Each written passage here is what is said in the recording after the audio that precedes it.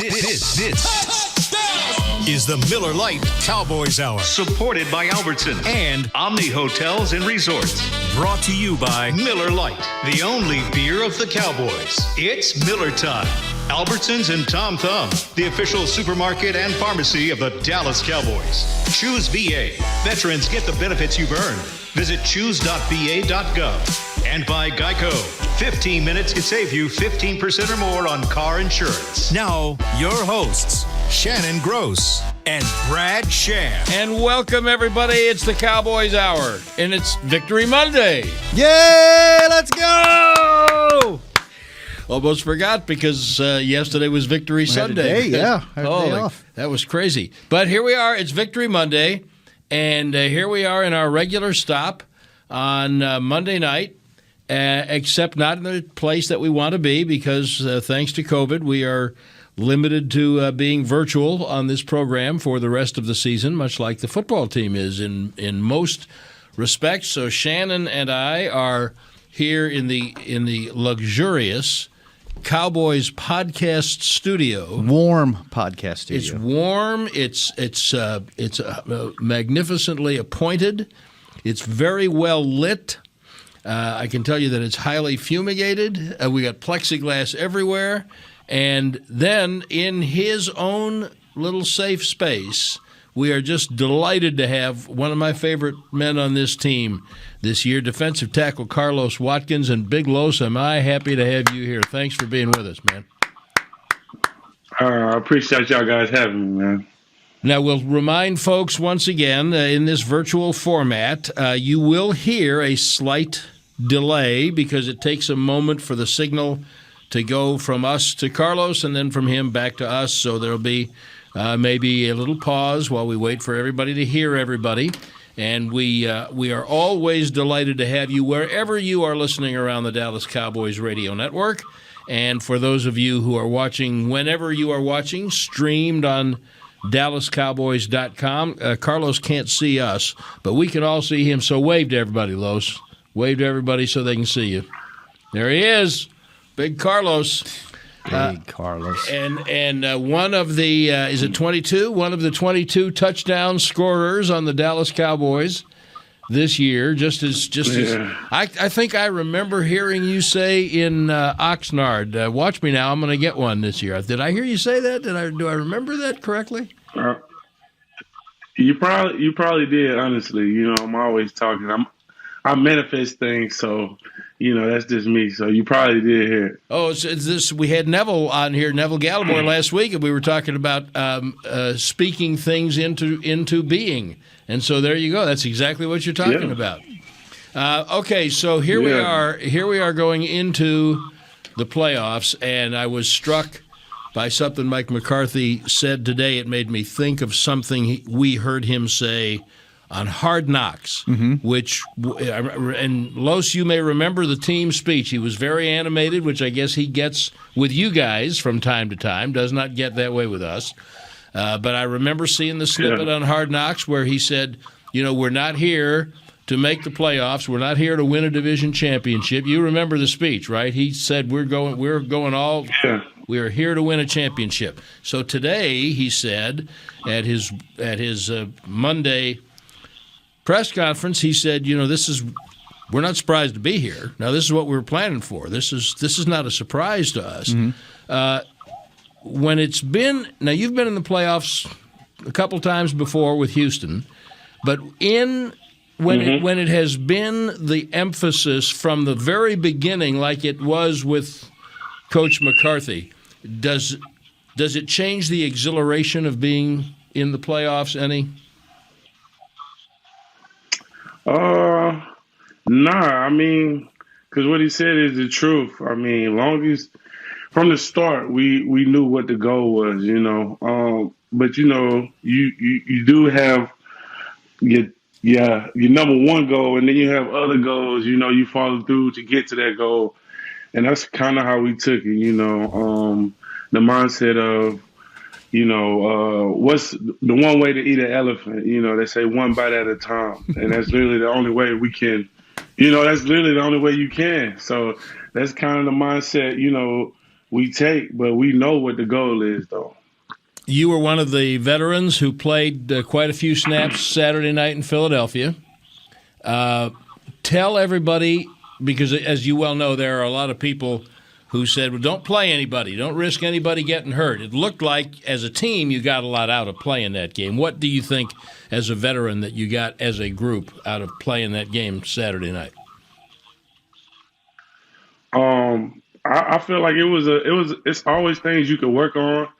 And I know, like, one of the things as a D-line that we challenged ourselves was, to communicate, and I think, we probably didn't do it as well as we were capable of, but it's just little things like that I feel like we can take into the playoffs, just challenging yourself, in these type games, to get yourself ready, for the playoffs. But, as a whole defense and as a whole team, when we walk on that field, we step on the field to win.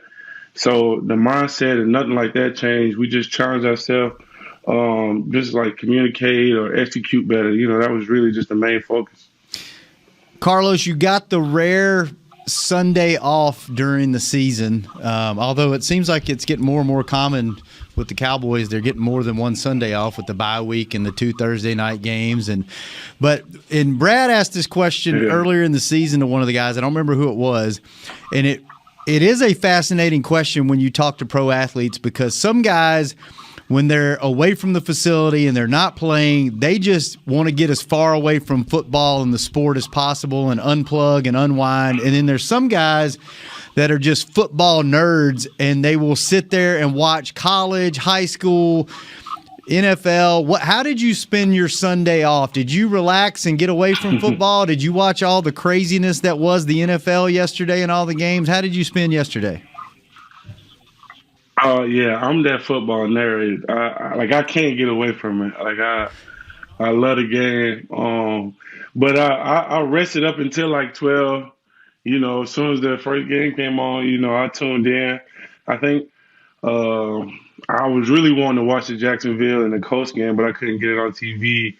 So I think it was the Panthers and the Bucks playing, and I can't think of who was playing before that. No, that was who I was watching. That was the first game. Man. Carlos, I got to teach you about the Sunday ticket, brother. I got to teach you about the Sunday ticket. Yeah, I know. He doesn't get his money's worth. He wouldn't get to take advantage of it. I'm not gonna get to take advantage of it. Like you said, I'm always playing on Sunday, so it's not like I get to watch it. Well, so I never really seen it as a big issue in getting it, but. Well, let me just say, first of all, I should definitely look into that. First of all, I love, and I'm not surprised, I love my defensive linemen wanting to be deep into the football. Those guys usually are. And, when you're playing, I'm broadcasting. So I spent whatever it was, $150 or whatever it was on the Sunday ticket. And Babe Laufenberg, who does the games with me, texted me during the L.A. San Francisco game yesterday. He said, "Are you watching Rams and the 49ers?" And I took a picture because I had that up on my TV, and then on my iPad I had my Sunday ticket, and I was watching the Cardinals and the Seahawks. So I sent him a picture. I'm watching both of these things. See, and right then, Los, that whatever 150 or 200, whatever that was, it was worth it right in that moment, not to have to miss that worth game. It, right? You're right. You're right. So, did you then watch the LA San Francisco game after that? Yeah. I pretty much tuned in to all the games. I really wasn't doing nothing but watching the games. Seeing that game, that was a great game to watch. Then I followed up with the Raiders and the Chargers, and I was really hoping to end it in a tie. That was kind of why I was wanting to watch the Jacksonville and the Colts. So I can watch this game and see how it was going to play out. Why did you want it to end in a tie? I don't know, man. I just thought it was just one of them weird things, and I was like, and it actually came down to a point to where it should have ended in a tie, honestly. But I don't know. I don't know. I was talking to my cousin earlier that day, and he kind of said, he was like, they're gonna make it. they're gonna play, but they're gonna make it in the tie though, and it almost did though. So that was crazy to see, but it was just one of them things I just wanted to see happen. I mean, it was crazy. It was, and you're right, Shannon. It was one of the most bizarre days to have the whole season come down to literally the last play in the season to decide the last team in the playoffs. But one of the reasons I asked you, Carlos, if you watched the LA San Francisco game was, all of the people they run the computer projections, and so it was like 74% chance that Dallas was going to play Arizona again, which is why I had the Arizona-Seattle game on my iPad. And then what do you know? That sports defies the projections sometimes. But you're a little familiar with that, aren't you? It does. Oh, yeah, definitely. Been on that for a while. Did you have a preference? I don't think I know the answer to this, but did you have a preference of who you wanted to play in this first round? Did you want to get a little revenge against Arizona, or did you, is there anybody that you wanted to line up against this coming weekend for one reason or another? No, it really didn't matter. I would like to get back at Arizona. They left a bad taste in their mouth, but it really didn't matter. It didn't matter who we played. So whoever lined up in front of us, that our goal is to win. So it don't matter. One of the early narratives, and Dan Quinn addressed this today when he met with reporters, one of the early narratives for this game is how well San Francisco runs the ball, and can the Dallas run defense stand up to that. And Dan Quinn today, Carlos, he mentioned you, and he mentioned a few other guys. He said these guys, our guys, Neville and Carlos and Osa, and these guys on the interior, now they're going to have to stand up to this, and they're going to be an integral part of stopping the running game. Do you have any early thoughts about all that? That's truthfully our job every week. So, you got to go in there with the mindset, games, work, they play out differently than what you game plan for sometimes. But that's our mindset anyway, to stop the run. And you got guys on the back end that's going to get the ball back for the offense, So that's kind of how I look at it. It's my job, and it's an honor and a privilege, to be challenged with this. So, if I do my job, we win. We're going to take a break, and I think we're just starting to get a little taste of why Carlos Watkins is one of my favorite guys on this team. Great personality, great leader in his own way, and a really integral part of what this defense has done to launch the Cowboys into the playoffs. And we will also have, I need to warn you, Los, one of the most interesting parts of any program is when Shannon Gross takes a deep dive into the Wikipedia page of our guests to see how much of it is accurate. And that's coming up for you. So just steel yourself against that, because we're going to take our first break. And all right. just so you know, and we want you to know that when it comes time to shop for tailgate favorites, go to Albertsons and Tom Thumb. Get 10% off your groceries every Dallas Cowboys game day when you wear your Cowboys jersey. Albertsons and Tom Thumb, the official supermarket and pharmacy of the Dallas Cowboys. We'll be right back.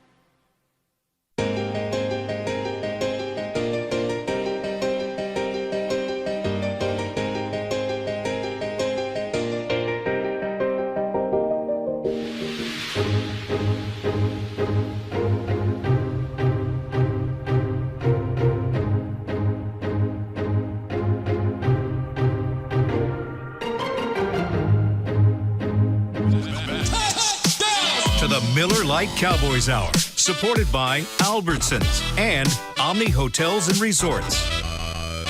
Welcome back. It's the Cowboys Hour, the Miller Lite Cowboys Hour, brought to you in part by Lou Casey, the official bootmaker of the Dallas Cowboys cheerleaders. I'm Brad Sham, along with Shannon Gross and our very special guest, Cowboys defensive tackle Carlos Watkins, big part of the defense that has catapulted the Cowboys into this playoff run. And you are part of a group of guys. I have asked a number of your teammates this, but I really respect your opinion, and you've been around as a veteran.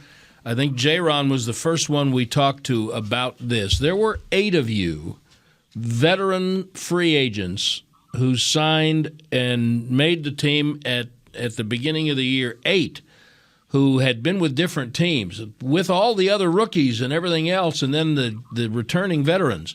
But for 8 of you, and then Brent Urban got hurt, so he's about the only one of the 8 who has not been a fixture either as a starter or as a key rotation piece. And as a veteran, I'm really interested, Carlos, in your thoughts about how it is that this defense became so close and gelled so much with so many guys coming from different professional cultures and environments to mix in with the rookies and the returning veterans. How'd that happen? Well, I think DQ and the coaches and the staff did a great job, doing their research and finding the right players. But most importantly, I felt like, as I got there, guys, they embraced me. I mean, it was, a lot of new faces with the rookies and plus the free agents anyway. But as far as, me being a D lineman, the guys that were already there, they embraced me. But I felt like we knew as time was going, like in OTAs and everything, we seen how talented we were as a group, as a defense, especially like, and I think like, seeing that and they seeing us, like it kind of made everybody pick up their level of play, and I think that was like a big part, and like why we're so good, because we're talented and everybody has to compete. Like you're not getting on the field just because you this guy line. You really got to go out there and compete. And another major factor was the brotherhood. We became so close. A lot of dinners, just really hanging out in the locker room, talking a lot. And it feels like a real brotherhood in the locker room, and I feel like that plays a major piece.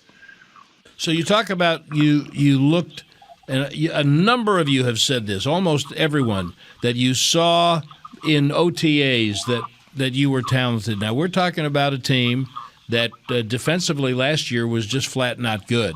Obviously, Coach Quinn and the other new coaches who came in had a lot to do with the change. But when you're in OTAs, you're only in shorts. It's not like you're hitting. There's only so much you can simulate plays.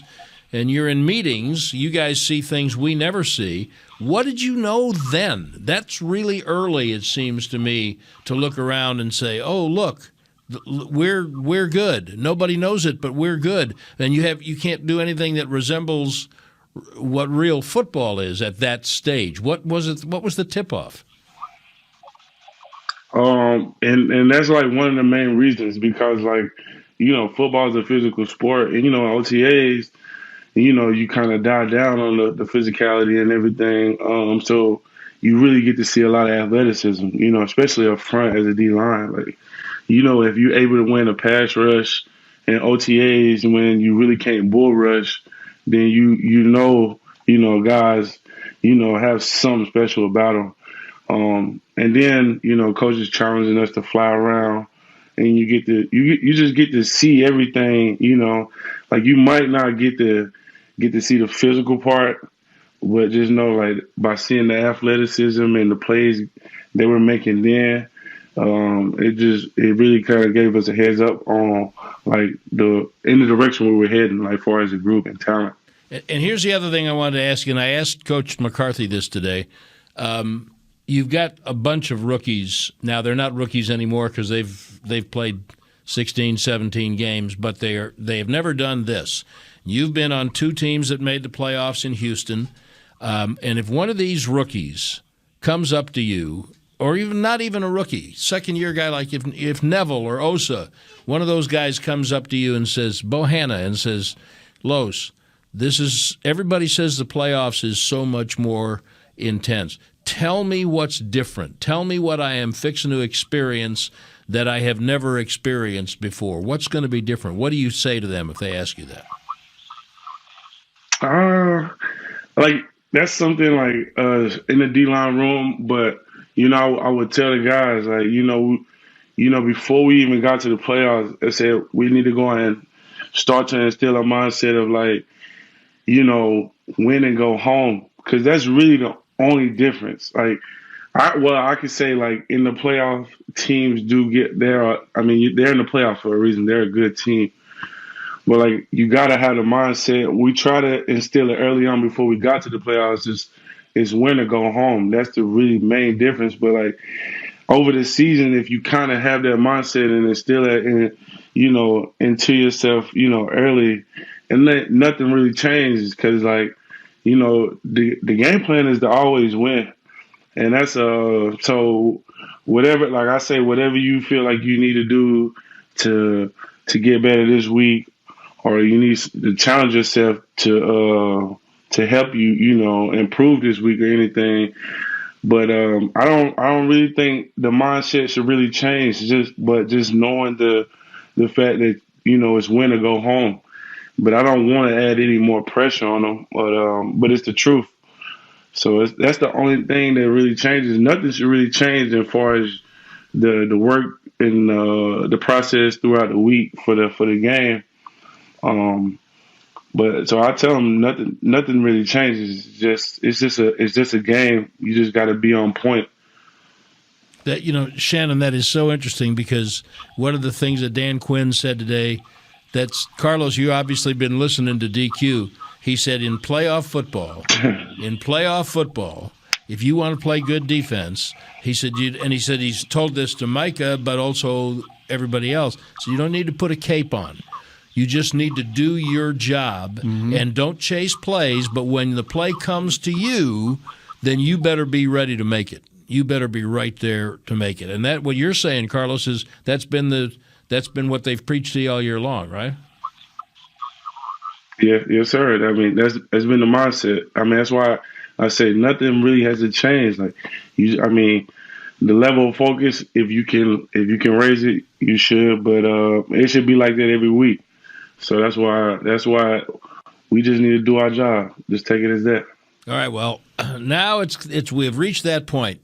We've reached that point in the program, Carlos, where America is going to really get to know you because this is the Miller Lite moment of the show. Mm-hmm. By the way, here's another reason, Carlos, I'm sorry that we are doing this virtually instead of with our live audience, because when we were able to do it with our live audience, since this is the Miller Lite moment, Shannon would have a cold Miller Lite right by his side. Mm-hmm. And every time something inaccurate popped up from your Wikipedia page, Shannon would take a pull on that cold Miller Lite. Mm-hmm. And right now, all we've got for him looks like a strawberry soda. So it's not quite the same, but it's the Miller Lite moment. It's the Miller Lite moment. It is, Carlos. Welcome to the show, the second segment of the show. And this is where I go down your Wikipedia page and you tell me whether it is correct or incorrect.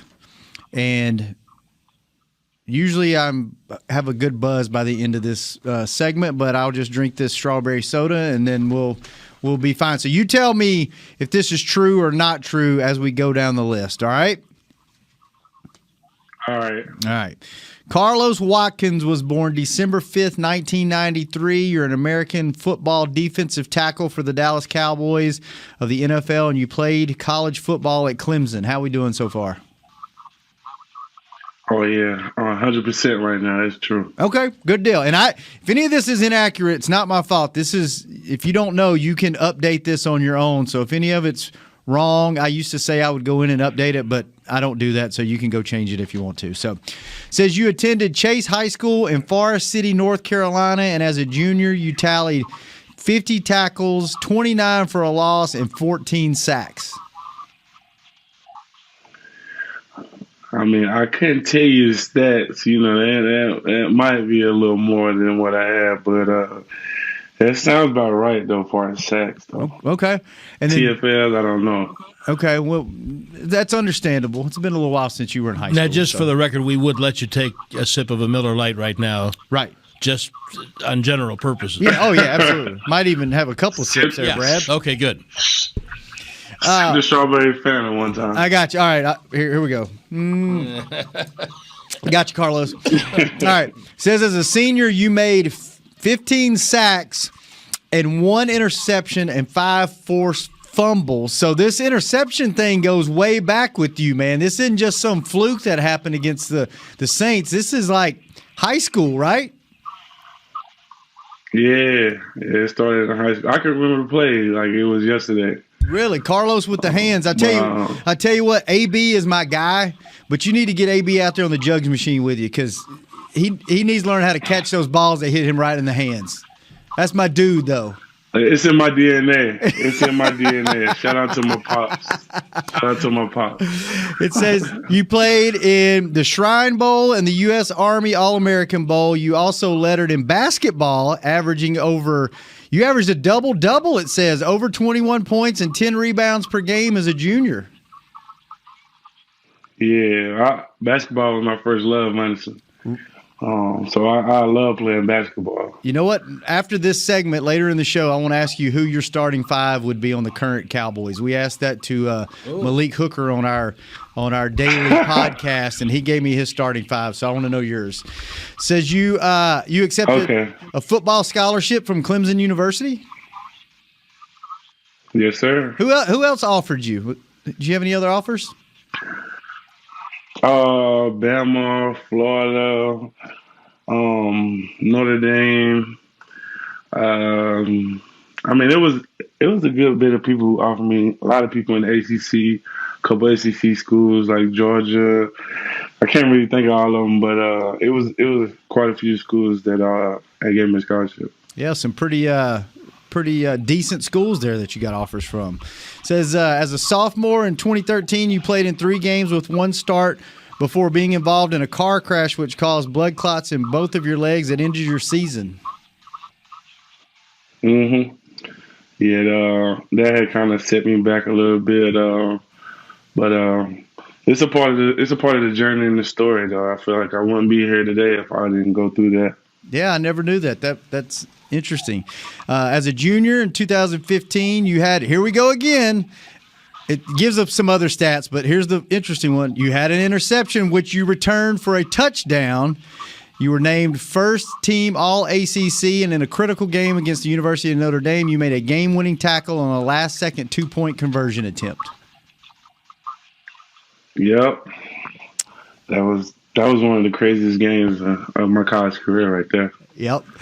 And then a few more things. On January the 9th, 2017, you were part of the Clemson team that defeated Alabama in the 2017 College Football Playoff National Championships. Yes, sir. Holding up the number 1 for those of y'all just listening. Clemson Tigers. Yeah.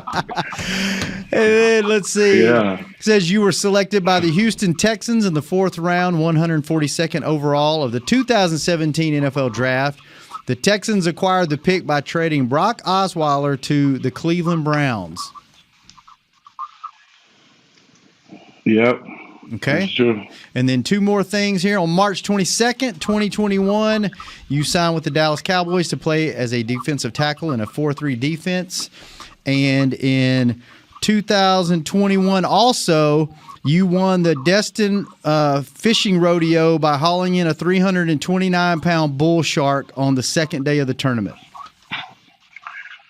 Nah. I can't. It sounds good, but I can't.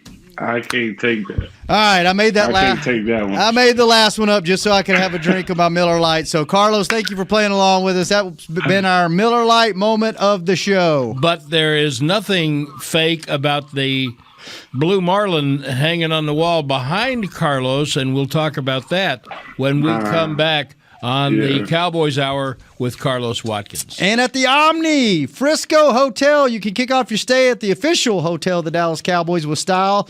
Stay where Carlos stays on most Saturday nights of home games. Cool off in the elevated pool, savor upscale comfort food at neighborhood services, and enjoy all the dining and entertainment options the Star has to offer.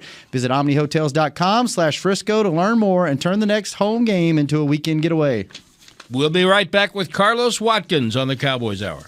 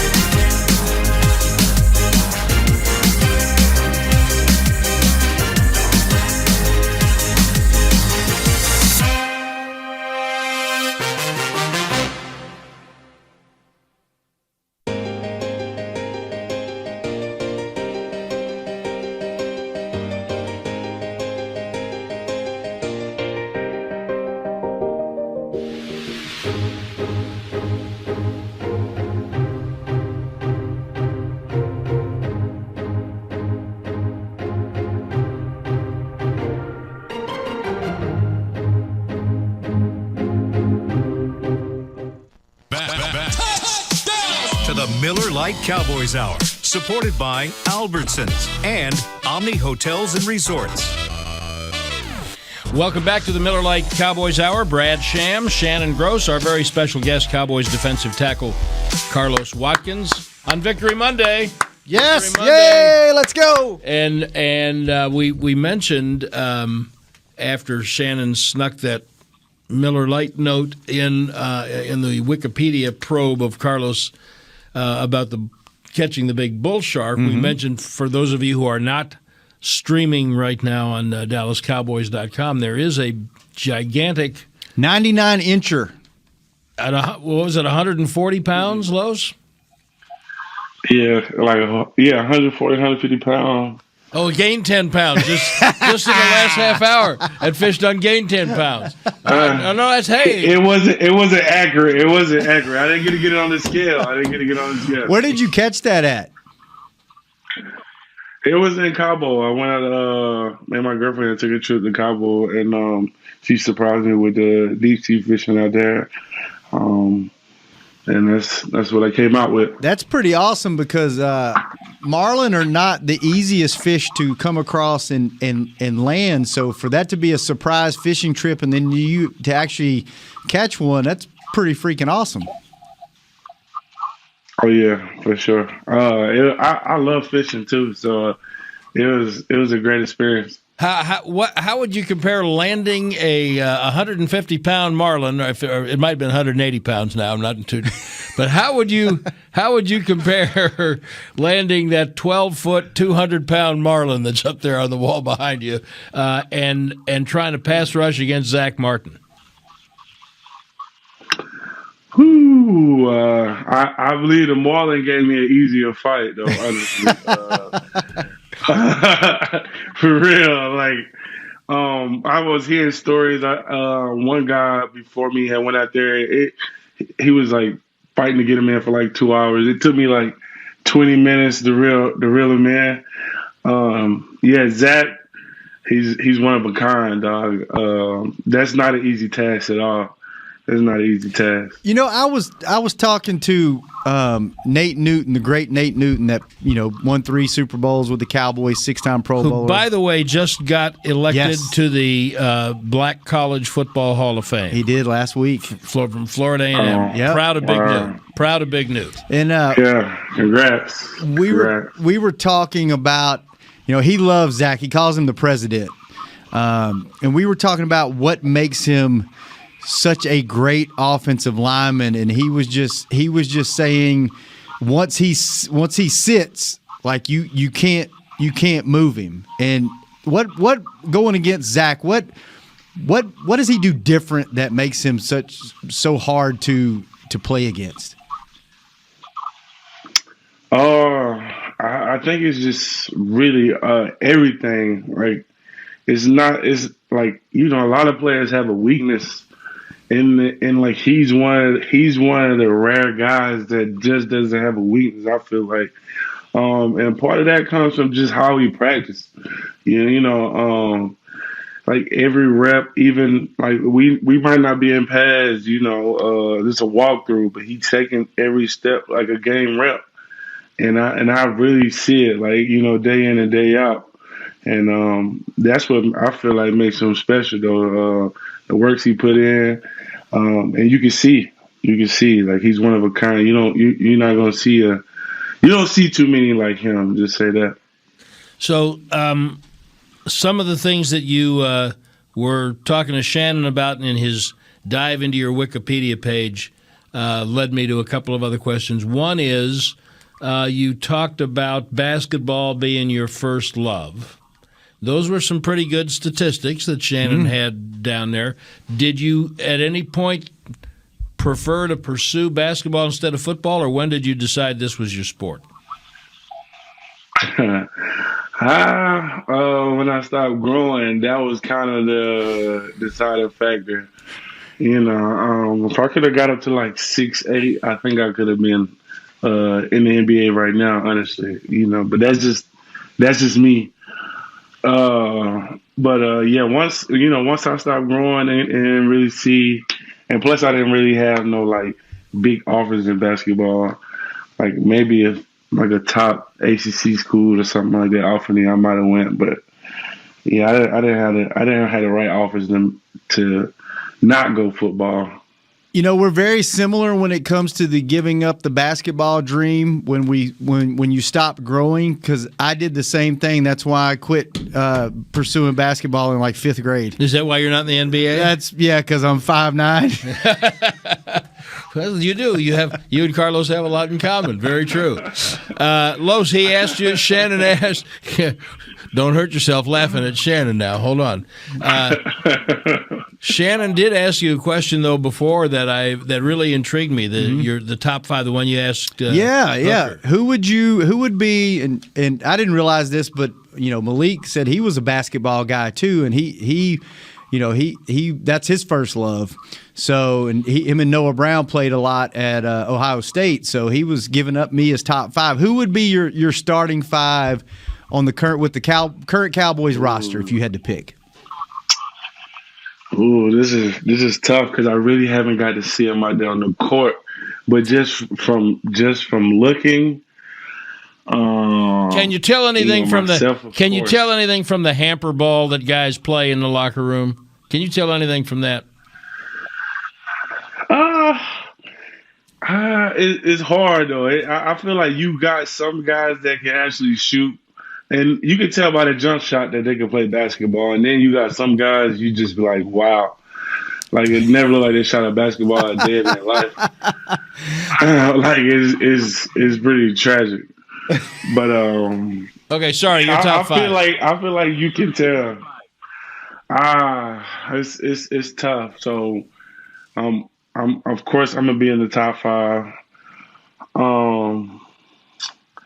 If I had to say one, Jay Lou, he would be my point guard. That was on Malik. That was Malik. Like Malik's team. He made Malik's team too. So there you go. Okay. I did hear Noah had a really good game too. And I could tell how just, Noah carries himself, that he's a hooper though.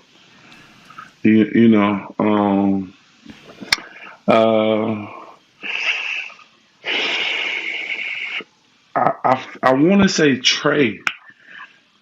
Mm-hmm. I feel like he'll have some game. Los, I'm noticing. It's crazy because I haven't. I'm noticing a complete absence of anyone from the offensive side of the ball here so far. I just haven't really got to see. I was gonna say Coop might be my other one. Him and MG, I feel like they have some skill. I feel like they got some skill. CD as well. That's why it's really hard for me to kind of pick. But like if I had to pick another one, I would probably go Coop. Coop he's a shooter. I feel like he would be the knockdown three guy on the squad for sure. Okay, I like how did that match up to Malik's team? I don't remember. I blacked out after like two questions. Yeah. My memory's, I got COVID brain. My memory's I understand. foggy. You did have that, and that's an excuse you can ride just as far as that horse will run. That's right. Absolutely. One more break. I'm telling you. One more break, and we are coming back with the great Carlos Watkins. The Miller Lite Cowboys Hour is brought to you in part by Papa John's Pizza. Papa John's, better ingredients, better pizza. Papa John's, the official pizza of the Dallas Cowboys. And if you want to use what the pros use, Jack Black Skincare. Visit jackblack.com today. And we'll be right back with Carlos Watkins on the Cowboys Hour.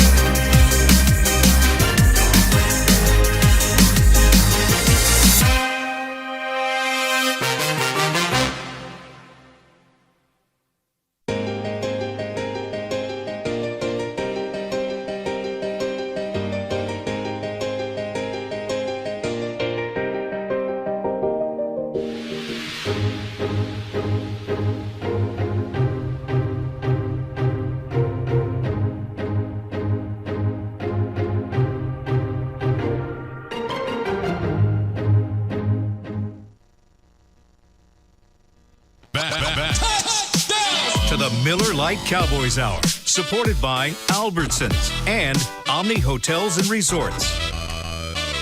Welcome back to the Miller Lite Cowboys Hour on Victory Monday. Brad Sham, Shannon Gross, our special guest, Cowboys defensive tackle Carlos Watkins, who's the man who caught that 12-foot, 800-pound marlin hanging on the wall behind him there. Me. You were talking before about the very impressive list of schools that were courting you before you signed with Clemson, and it always makes me wonder when a guy is a veteran free agent, did you have a lot of choices? I always wonder why would a guy in the situation you were in decide that Dallas was the right fit for you at this time in your life? I had the privilege of getting recruited by Dan Quinn in high school. So I kind of knew what kind of man he was and what he was about. So it kind of really made it easy, once Dallas reached out, and plus, Dallas is America's team. So it really made it a easy choice, though, when it came down to it. I got a question for you, Carlos. Off the heels of my Wikipedia segment, one of our producers, Chris Beam, walked in here and showed me a report on it was a website. I'm not sure the website, but it was an article. And the article had conflicting information. It said that there's a picture on the internet of you somewhere when you were about 6 or 7 years old in Dallas Cowboys gear. But then it went on in the article to say that you grew up a huge Philadelphia Eagles fan. So would you like to, on live radio, tell people which team you rolled with when you were younger? All right, so I'm going to tell you with the whole Dallas thing as a kid, like my uncle is a diehard Dallas fan. Shout out to Anton, my uncle Anton, diehard Dallas fan. He bought me that for Christmas, so he the one that took the picture and everything. But I did grow up a Philly fan, though. I grew up a Philadelphia Eagles fan. And it was me and him growing up that I was always talk junk to. But yeah, don't look at me. Don't look at me differently. No. I didn't know no better than. Hey, blood is blood and business is business, and nobody's mad at you. But I do wonder how a kid in North Carolina became a Philly fan. Did they have some particular players that you liked, or why Philly? Yeah, I mean McNabb. I like McNabb a lot. So he kind of grew on to me, and I rode the wave even after he left. So.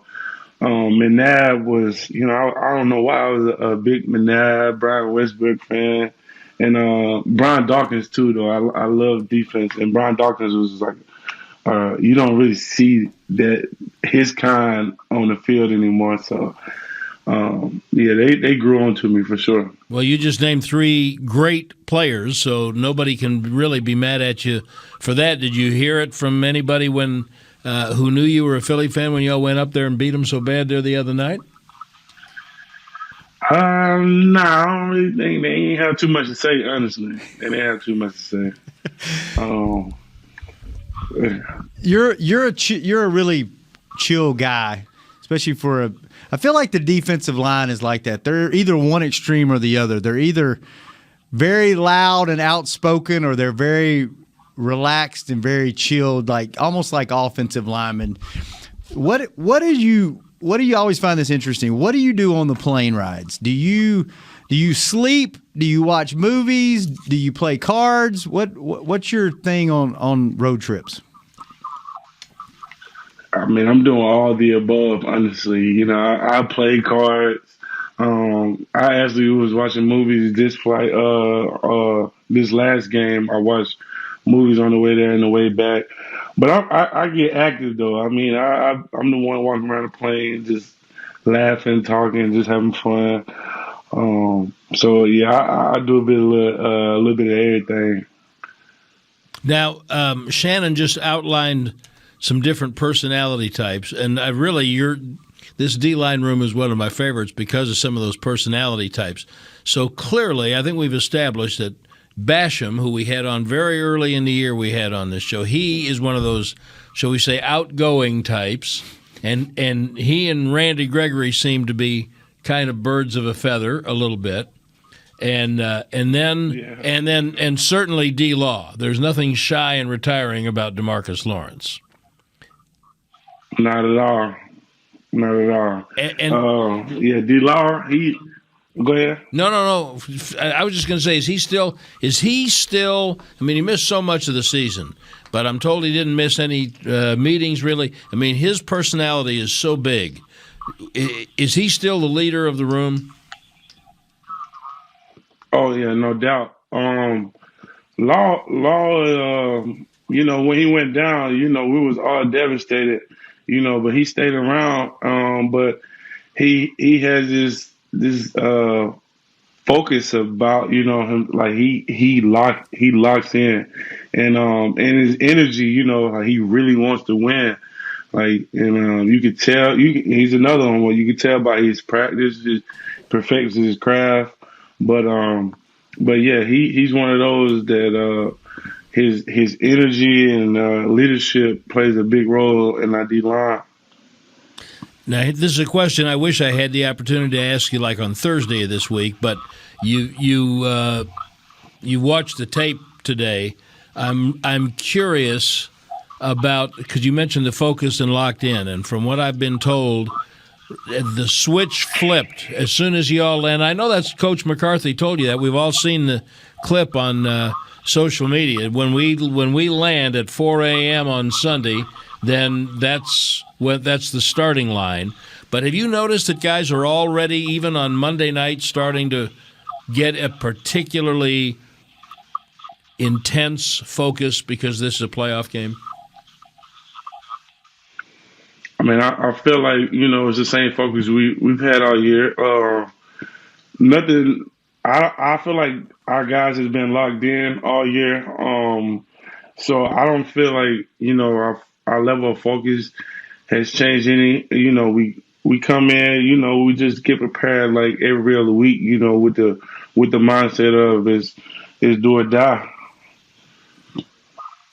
And what do you anticipate from practice this week? Will it also be the same? And as a veteran, will you be one of those trying to make sure that it stays and feels the same so that young guys don't feel like they need to get up out of themselves? Yeah, and I think the coach is going to do a great job of that. We just do what we do, lock in on the game plan of what we need to handle, and I feel like that's what's going to get done. I don't think it's nothing more we need to do, as far as practice. We just it's the mindset thing. We know what we're capable of. We lock in and do what we got to do. We give ourselves a great chance. Quick question before we get out of here from me, Carlos, probably the last one. Do you have a go-to meal? I know the rookies bring you food on the plane. Do you have a go-to meal that you eat on road trips? I'm a Chick-fil-A guy. I like my spicy chicken sandwich with the fries and the Polynesian sauce. I ain't Popeyes. You can't go wrong with that either. But I'm a Chick-fil-A guy, so that's what I like to eat on the plane ride over. Now I got 20 seconds, but I got to know: is it Osa or Chauncey who has to bring you that? Both of them, but Osa, he ain't been on his job lately. Osa ain't been on his job lately. Yeah. Chunks, he works hard. Shout out to Chunks. All right, we're out of time. Carlos Watkins, thank you. Good luck in the playoffs. This is the Miller Lite Cowboys Hour. This has been a production of DallasCowboys.com and the Dallas Cowboys Football Club. How about this, Cowboys?